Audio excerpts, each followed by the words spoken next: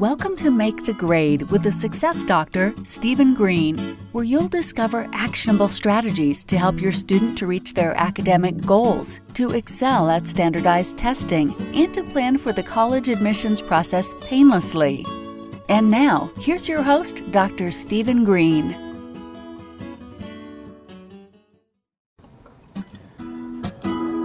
All right, everybody. Steve Green here. I got my guest, Peggy Ployhar. She's going to be on with us in a sec. Welcome to Education Live Thursday. You know what I realized? And I had to go back and actually verify this. This is the 13th Education Live Thursday since we started being very, very regular with it. 13, lucky 13, Peggy. How about that? That's my favorite number. There we go. All right. Well, that's a good omen then. So just a couple of things before we get into it. I think it's going to be a very important discussion. Let me I always forget to say this. So if you are watching this, listening to this on some sort of live stream and you want to make comments, and I know Ronald Shapiro knows how to do it. Hello, Ron. Welcome back. You need to click on a link that basically says I'm here, and it's within StreamYard, and it says I get it. I think it's StreamYard/Facebook or something. I probably really should know the link. Anyway, let me tell you what's going on in the Make the Grade world really, really quickly. Number one, very busy time of year for tutoring. Busy. School is still in its virtual, hybrid, semi-hybrid sort of funk, but there's still plenty of work to be done. You got a lot of students working very hard. I appreciate the effort they're making. Well done, everybody. This is midterm month, so let's really buckle down, focus, finish this quarter, this semester strongly. If you need help with anything, math, science, all that jazz, you know where to get the help. Reach out. I'm here for you. Number two, we are coming into the spring, what was usually known as the spring test prep season, even though some of them technically are in the winter. ACTs, SATs back on track. Mostly have not heard anything yet about anything being postponed or canceled or any of that nasty stuff. So if you're a junior or a senior, if you haven't taken it enough, you got to really buckle down, get focused, get a plan. And again, I can help you with all of this. Take advantage of the Make the Grade on-demand problem-solving service. I don't talk about it that much on here, but I came up with this new deal. You get a problem you want answered, take a picture of it, send it to me, and I'll answer it for you. How about that, huh? Pretty cool. Kind of like homework help on steroids. And finally, I have decided by popular demand, a lot of popular demand, because this is what happens in my life, to offer a class on how to teach online. So if there's anybody out there that wants to be a tutor, okay, and believe me, it is the world's best job. The world's best job. Incredible career. I'm going to offer some workshops on how to do it. But it's also for people that want to learn to instruct virtually. Doesn't have to be tutoring. Just don't think beyond the academic box here, okay? So if you know anybody that wants to do it or you want to do it, put a note in the comments, email me, send me a carrier pigeon, can and string, whatever we got going. Yeah. And Education Thursday live every week. My guest this week. And I got to be honest, I forget how we actually met, Peggy.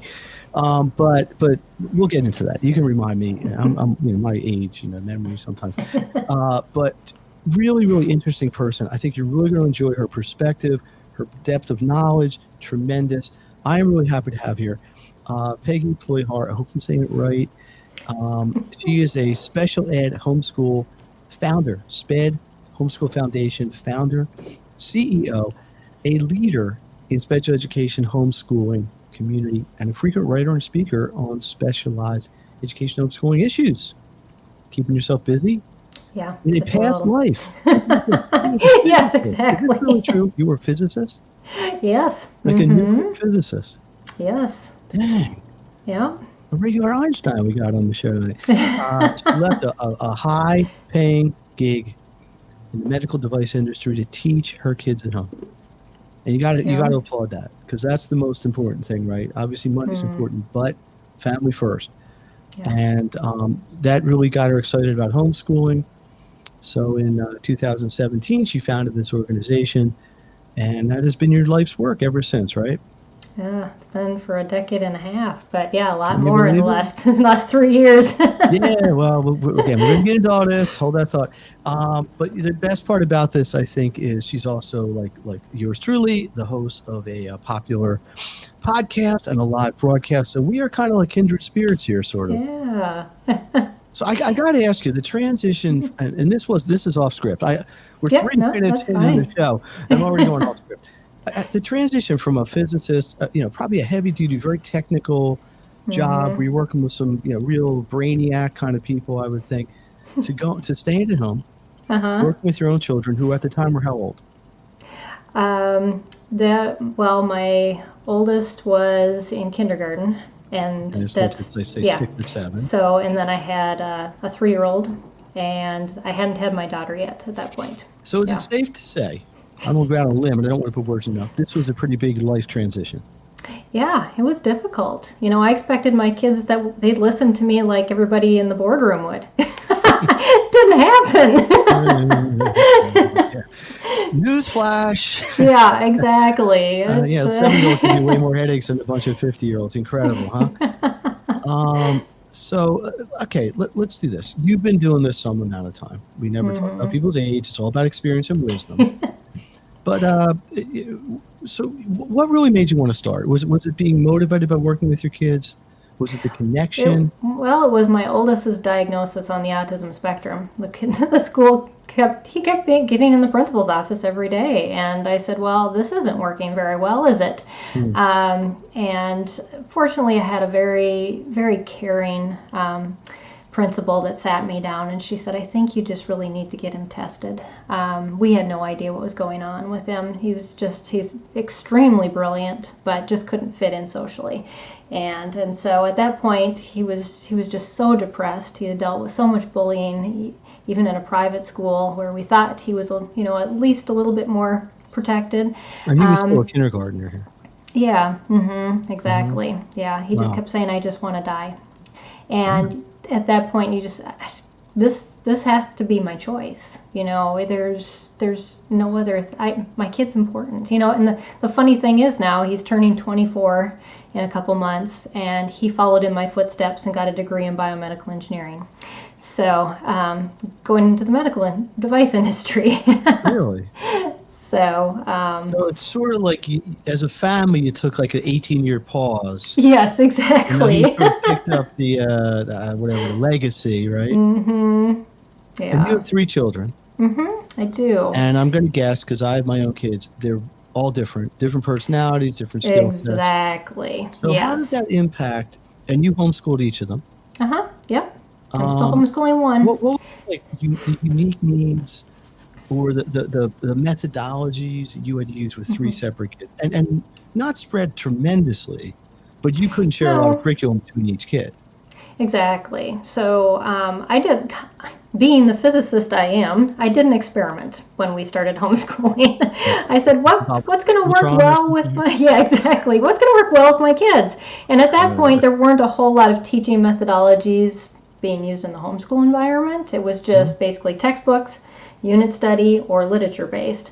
Now there's people talking about unschooling, which kind of is what we morphed to, and eventually, but I tried each out on my kids and said we're going to pick the same time period, and we're going to try out the textbook version, we're going to try out the literature-based version, and we're going to try the unit study version. And we were kind of studying around the 1800s with sailing and pirates and all those things, and textbooks did not work very well at all. That was quickly thrown out the window. And the literature, my kids didn't sit still very well either, much better than the textbooks. But when we got to the unit study, and I said, okay, here's 20 feet of rope. We learned all the different knots we had to tie. Now you can tie me up, since you're pirates, as long as you use the right knots. Use the pole line or whatever. Yeah, and my kids were like, yes! So we kind of stuck with it. Actually, my oldest did unit studies all the way through high school, and then slid right into college from there. Actually, he went to welding school first, and then after he got his welding license, went to college. But yeah. I got to think you had some days you might want to pull your hair out, but yes. Was it worth? I mean, this had to be rewarding? You probably wouldn't have stuck with it so long. It was. I mean, it became a lifestyle for us, which a lot of families will tell you if you do it long enough, your kids just get up and go, well, that's what we do. Mm-hmm. We do school at home. And, we did a lot of subjects together, but I did have diverse learners, like you were saying earlier. And so I had to do a lot of one-on-one work with each of them to make sure that I was meeting their unique needs. Okay. And so that took a little bit of planning, but they got used to that too as part of the schedule. So talk to the parents out there right now, 2021. There's a lot more people with home-based learning, which isn't necessarily the same as homeschooling, right? Because they may be sitting at home at a kitchen table or their desk in their bedroom, staring at a screen, being instructed by school teachers. Yeah. But for the people maybe more interested in the actual, talk about some of the logistics. You need to plan, right? You can't just wake up and wing this. It might work one day, but it's not going to work over a year. So what needs to happen? What are the structural logistics that you can say, hey, parents, if you want to get into this deeply, here's what you're going to need. Talk from experience here, Peggy. Well, I worked for 2 different state organizations before I formed my nonprofit, and a lot of what I counseled parents about was, of course, the law. And homeschooling laws are different in every state, and so whatever state you live in, if you're going to choose parent-directed home education, which is kind of different than the school-directed home education, because public schools will do schooling in your home.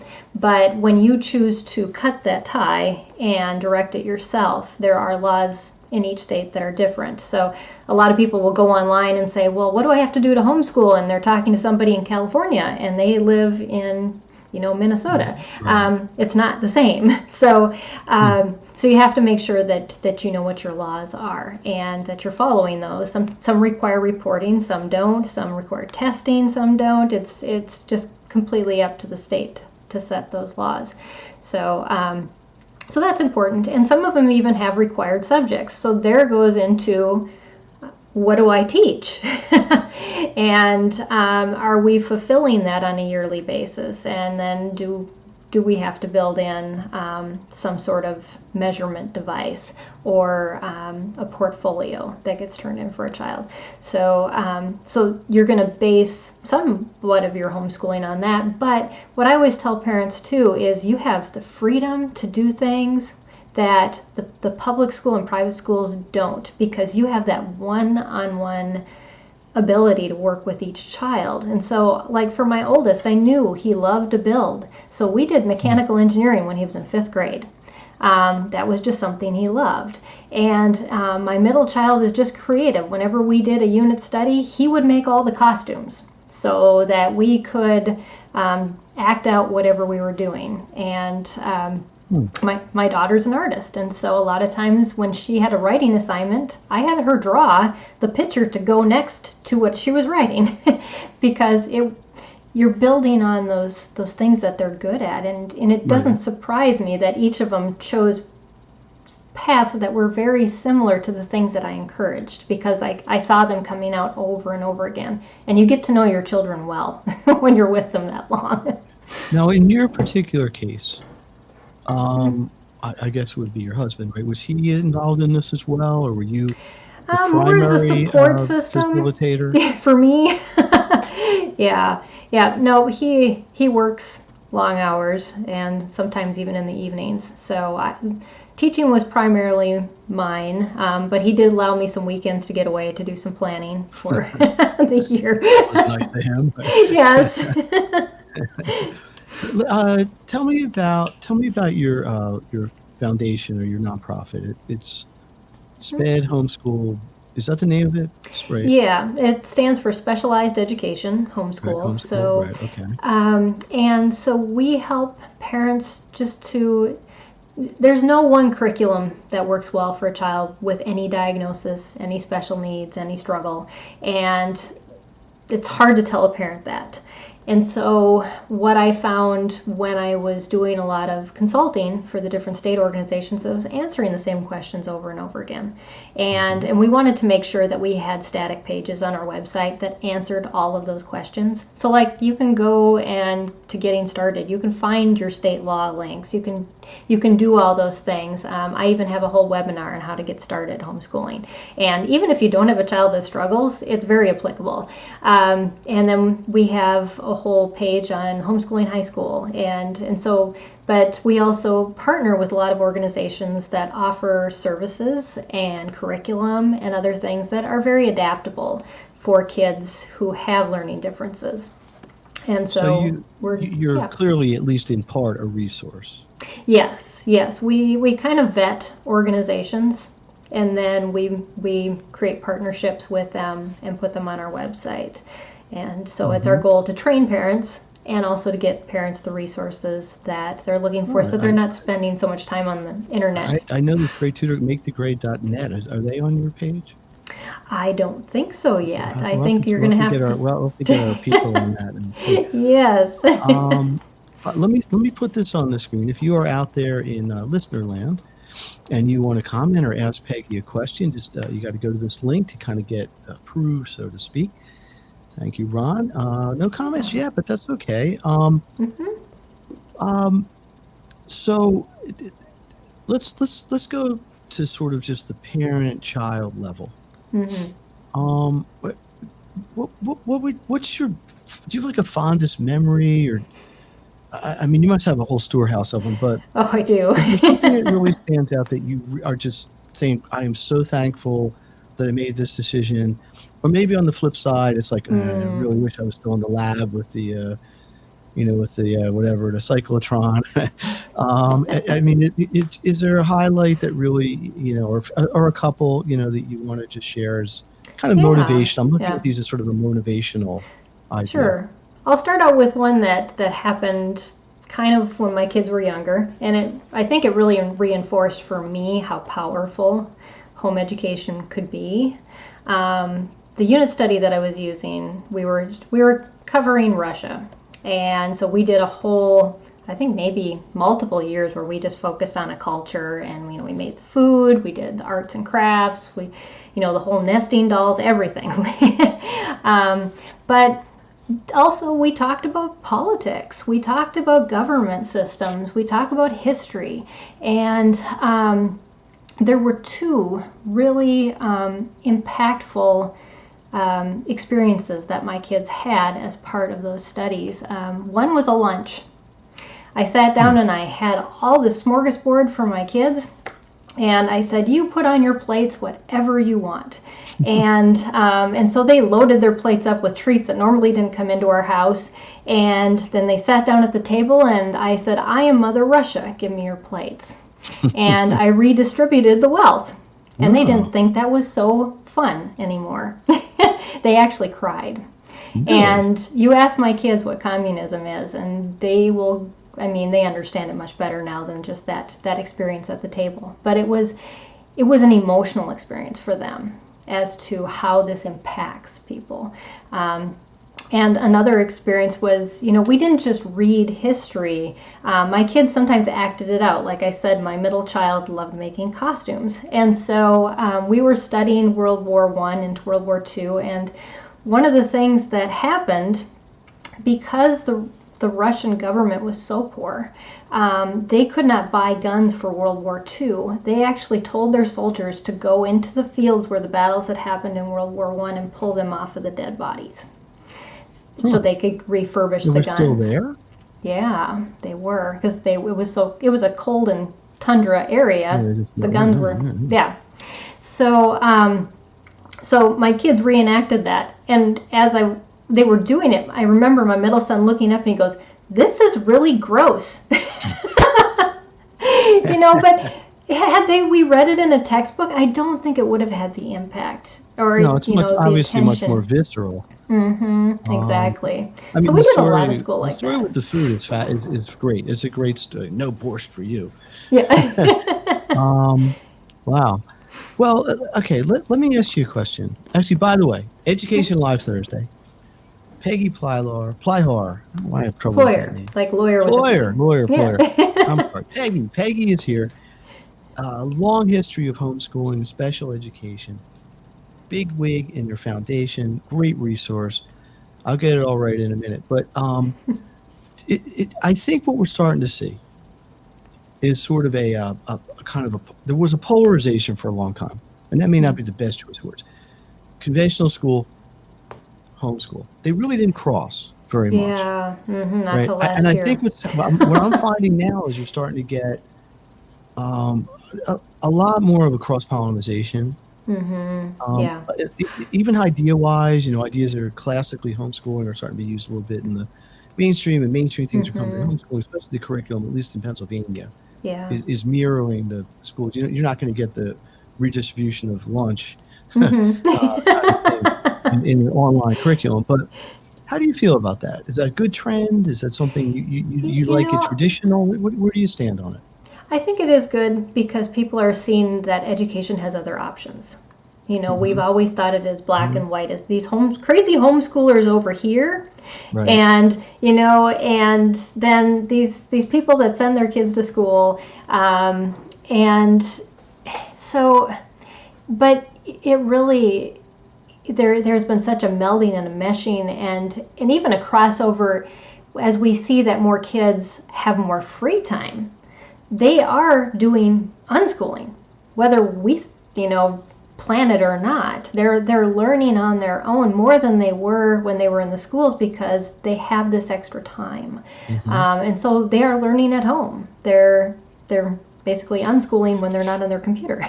What's interesting is, fairly or unfairly, one of the big knocks on homeschooling always was that the children potentially could lack the socialization that they would get in school, right? In public school or private school. That was fair, right or wrong, fair or unfair. That was always one of the things that people would say. You homeschool kid, they get to go to the museum to learn about dinosaurs, and my kids learn a book, but my kid's much better, is more well-adjusted socially.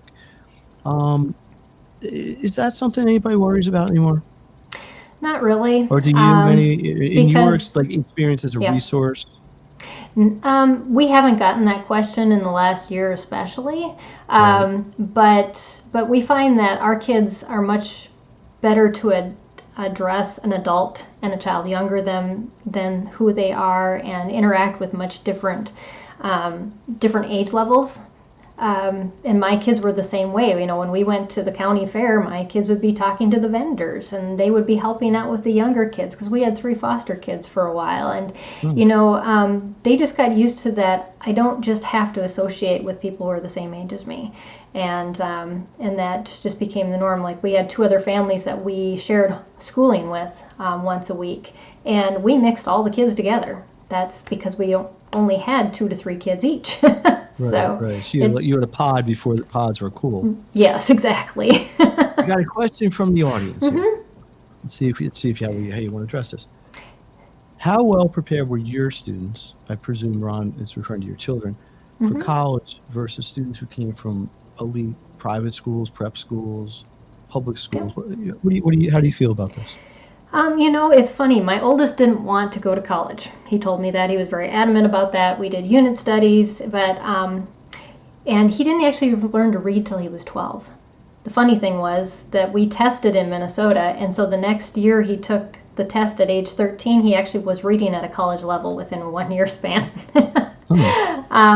He actually graduated cum laude from the University of Houston in biomedical engineering. He had a really hard time dealing with some of the students who were typically schooled because he felt that they just weren't in it.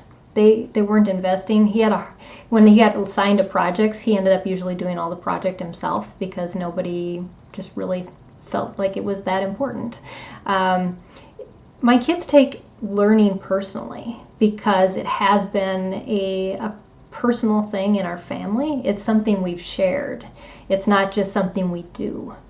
And I think that makes a huge difference in how a lot of homeschool students approach college. And I know I've heard the same thing from college professors too, that most of them are rather shocked that that homeschoolers were homeschooled. They're like, what school did you come from that you are so different? But that's why they are different, is because they learn to research. Like my daughter at 16, she does the majority of her school on her own already. Mm-hmm. She's just very self-motivated. Is there, do you think, I mean, obviously this is very hypothetical, but do you feel if the children had, or even one of them had gone to mainstream school, and I don't think you or I are knocking school. Oh, no. As an institution at any level. But do you think that they would have, I don't know how to say this, ended up differently? Is that, or just would have maybe had different priorities in life? Obviously, you put a lot of this into it yourself. Right. So there was a family culture of education as a priority. You gave the kids enough freedom to explore, but yet you were still kind of cracking the whip, at least to some degree, in terms of structure. Do you ever look back and think maybe you would have done it differently? I'm fascinated by the longevity that you put into this too. My middle one, I struggled a lot because he basically took over his education about 15. He said he wasn't going to do what I wanted to do, and I said, well, we have to follow the laws. So how are you going to get these subjects in the state of Texas where we live? There are specific subjects he has to take. And so he gave me a plan. He said, this is what I'm going to learn and how I'm going to learn it. And this is how you can grade me. And I went, okay. And it worked. And so that's what we did. Looking back, I think the thing we would have lost the most is the closeness of our family. Just because we would have been so busy. And that, homeschoolers can get busy too, and I have to state that, is I know a lot of homeschool families that run their children into the ground with activities just as much as if their child was going to a public school. We chose not to do that. We actually went and lived on a farm for 5 years in the middle of nowhere. And just learned a lot of different things, how to take care of cows and chickens and milk cows and crazy stuff. But the relationship I have with my kids now that my boys are in their 20s and they want to be home, they want to sit and visit with us, they both are still living here and working, and we like that. They haven't decided that they want to break out and do anything different. So yeah. In your opinion, and this may not be the easiest question to answer, but do you feel that your children appreciate all the effort that you put in? I think now at this point, my kids all do. My daughter does way before my boys did, just because she's a girl. And we have a close relationship already. But I think so. Because my daughter has told me many times about just the struggles that her friends have had. And my daughter's also on the autism spectrum. All of my kids are slightly, on the autism spectrum, I guess I would say. I've never had the younger two diagnosed. But they have friends that struggle with sensory issues and being in loud places and just needing some of those breaks, and they see that they can take those when they're at home, where the friends that they have that are in public schools have a really hard time coping with those things. One of the things I hear, I work with a lot of families, especially ones with kids in private schools. Around where I am, private schools are very costly, like a college tuition kind of cost.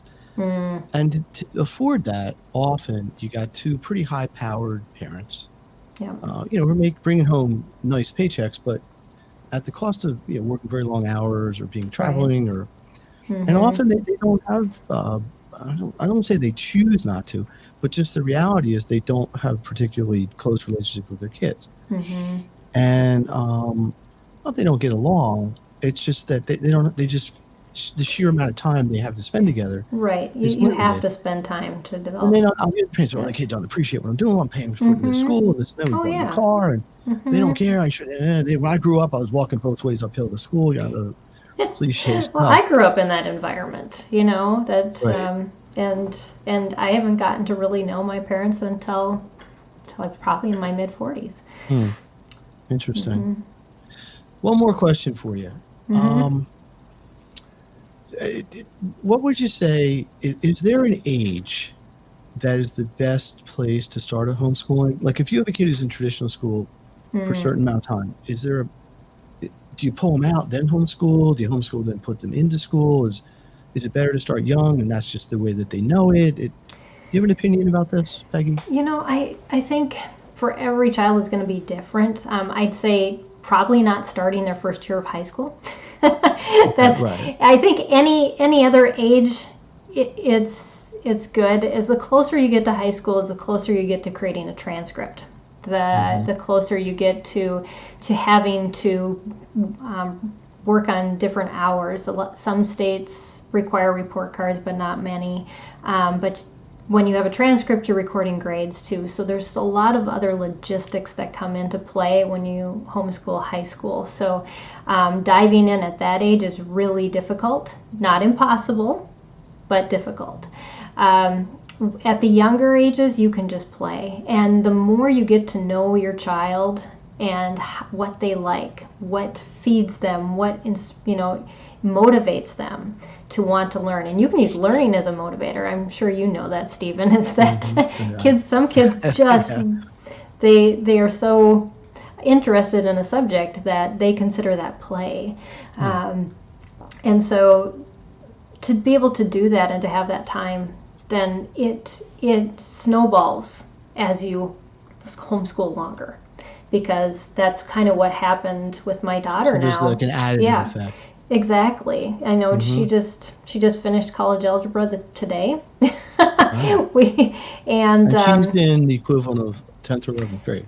Well, she has enough credits to graduate already. I'm just not graduating her.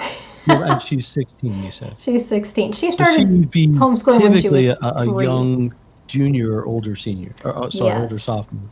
Yep. So she's basically a year and a half, 2 years ahead. Compared to the standard. Yeah, she's taking a fashion design class downtown at one of the fashion schools, and then she just designed a pair of shoes that's going to be mass marketed across the world. It's actually in a company in Switzerland. Picked her design. So interesting. So yeah. So let me one last little sort of station break here. Education Live Thursday. I am fascinated by this discussion. Your experience is just incredible. It seems to me that it was a very positive experience for you. And I hope the message that's coming across to listeners here is if you do this right, and you have the right resources, and you have the right tools, and the right relationship with your children, this can be like a joyous thing. Right. Maybe that's too strong a word, but it doesn't have to be a labor, right? It doesn't have to be a chore, like, I got to teach my kid today.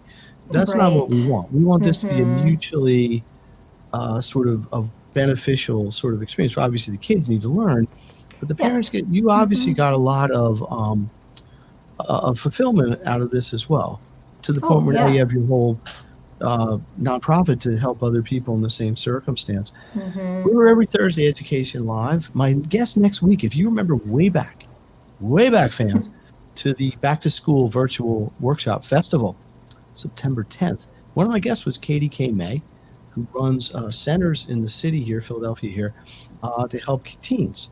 She's going to be on next week. Following week, Ken Myers, Apex Leadership Academy. We've got some good people coming up. If you or somebody you know, or maybe Peggy wants to come back and wants to be a guest in Education Live, we have a very rigorous, believe me, very, very rigorous screening process. But it starts with sending me an email or a message or commenting, and I'll have my people get in touch with you. Just, sort of free flow here. Any message you want to give people? I mean, I presume you're an advocate of homeschooling. What would you say to somebody who's on the fence? Should we do it? Should we not do it? Should I make the decision for my child? How much input should I get from my child? Obviously, that's age dependent, but what do you think? Yeah, it's the one thing I hear from a lot of parents is, well, I'm just not like you. And I have to remind them, I wasn't like me when I started either. I have changed a lot. I I was dealing with depression as much as my son was, and we were not in a good place. But sometimes we need to break the cycles that are happening in our lives, and by making a choice to step out of kind of the chaos and take some time. And also, you don't decide to homeschool for 18 years the first year you start. You decide to do it for 1 year. And then it becomes and then you reevaluate and you see if it's good for the next year. And so it's not this lifelong commitment that you're making. What would you say to the parents who are watching their kids sitting in front of a computer for 5.5 hours a day, or whatever, 7 hours a day? Basically, I'm not saying they're not learning, but they're not getting the instruction they would in a school environment. That's, I think, a fair comment. And it's not supposed to be a disrespect to the teacher, hard. And they're thinking, gee, maybe I would have been better off, if I had homeschooled, or maybe I'd be better off if we took him out of school this year. What's your opinion about that? You can teach one-on-one a child in 10 to 15 minutes, the same thing they do on the computer for an hour. Probably, yeah. I mean, I could do the same thing in the tutoring world. Right, because one-on-one is intense teaching. And then your children can play, and they can learn things that they want to learn, and explore. And so if you consider the time you're trading, that it has to be a family decision, though. It's if this is working better because you're working from home, then make that work. But if you're feeling like this just really isn't working, but I just don't know if I have the time, again, 5 to 10 minutes, to maybe 15 if they're older. But it's amazing how much you can teach, because in the classroom, they're sharing, information, they're repeating it, kids are interrupting, all these other things are happening. Right. Yeah. What do you got going on this year? Any exciting? We just rebranded. We rebranded all of my podcast and broadcast. It's now called. How would people learn about your podcast? It'll be in the show notes too, but it's called Empowering Homeschool Conversations. You can basically find us any podcast streaming channel that's out there. But if you go to our website at SPED Homeschool, SPED Homeschool.com, you'll find links for all of that and upcoming episodes. So this month we've been focusing on teaching methodologies. So the first week I interviewed Dr. Peter Gray from Free to Learn. That book, and then this week we talked about Charlotte Mason method, and we're going to talk about a couple different teaching methodologies that homeschoolers use. And then next month we're going to dive into IEPs, which a lot of people don't know that homeschoolers can write. So we're going to go through how do you write an IEP, how do you set goals, how do you work with your child's therapist to work on goals together, and so we do a different theme every month. Some people don't know. I was on your podcast. Yes, you were. I don't know what episode it was, but it was in November. Yes.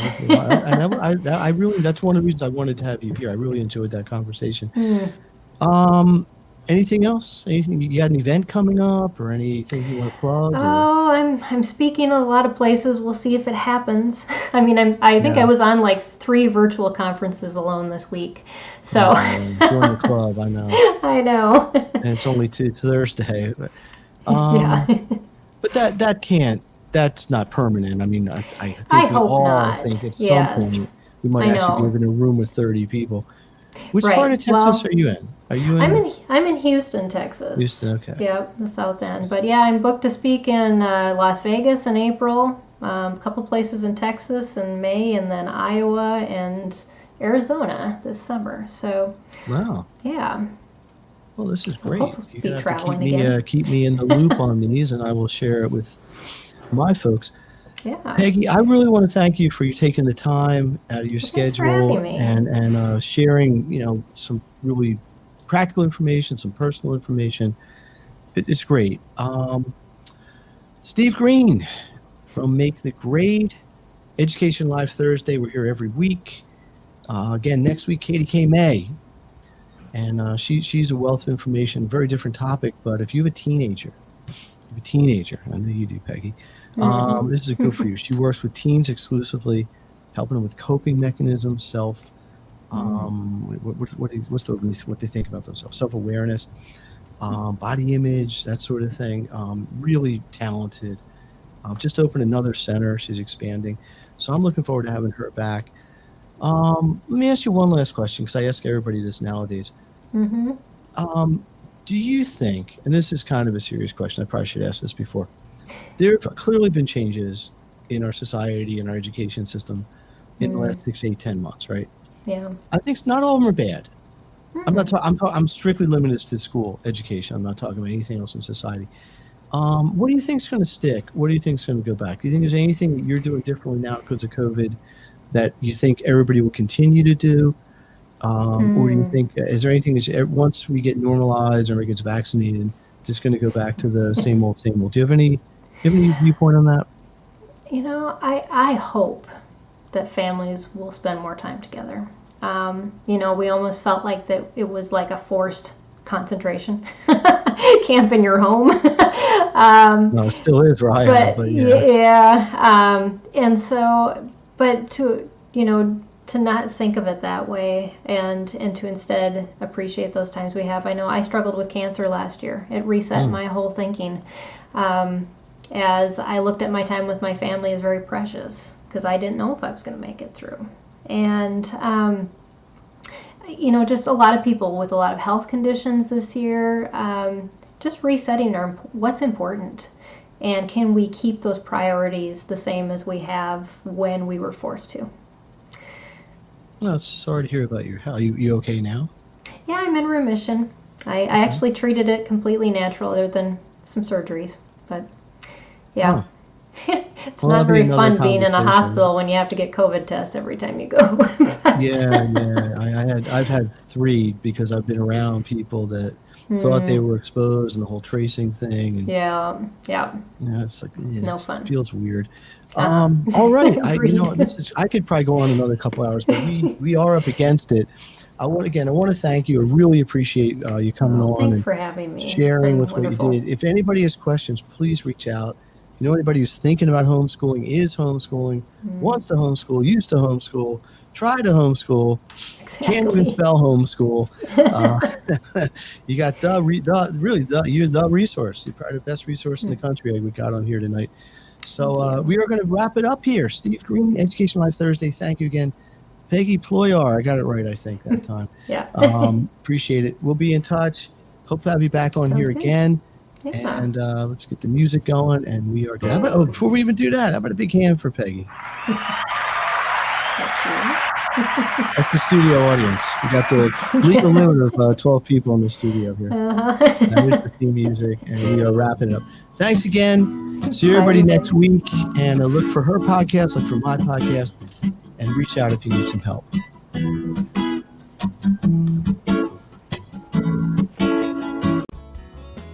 You've been listening to Make the Grade with the Success Doctor, Stephen Green. If you enjoyed this episode, be sure to subscribe. For more resources and support, please visit makethegrade.net.